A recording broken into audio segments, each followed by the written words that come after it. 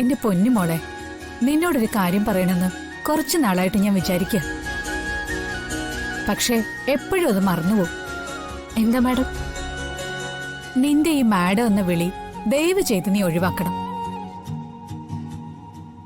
Madam എന്ന വിളി മാറ്റി അമ്മയെന്ന് വിളിക്കേ. അതല്ലേ കേൾക്കാനും നല്ലത്. അങ്ങനെ വിളിച്ചു വിളിച്ചത് ശീലായി പോയതാ മാഡം. ദേ പിന്നെയും മാഡം. Sorry madam. അല്ല സോറി അമ്മേ.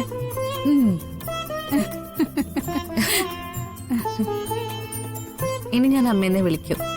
സന്തോഷം. ഞാൻ എപ്പോഴും ദേവികയെ എന്റെ സ്വന്തം മോളായിട്ടേ കണ്ടിട്ടുള്ളൂ.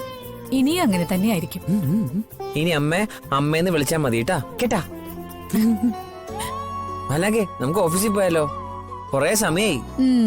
ഇവന് പുറത്തിറങ്ങി കറങ്ങാനുള്ള ധൃതിയാ അല്ലേ?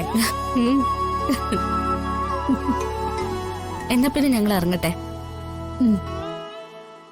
മോളെ, സത്യം പറഞ്ഞ എനിക്ക് നിന്നോടൊന്നും പറയാനില്ല. എന്നെക്കാളും കാര്യപ്രാപ്തിയുള്ള ആളാ നീ. ഓഫീസിലെത്തുമ്പോ സിദ്ധുവിനെ പ്രത്യേകം ശ്രദ്ധിച്ചോണം.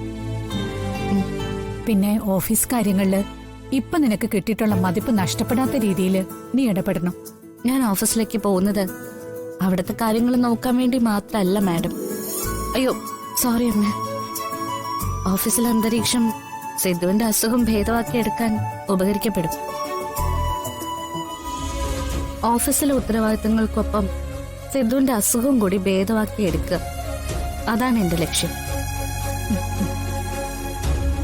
കുട്ടന്റെ കാര്യങ്ങൾക്കാവും ഞാൻ എപ്പോഴും കൂടുതൽ പ്രാധാന്യം കൊടുക്കുന്നത്.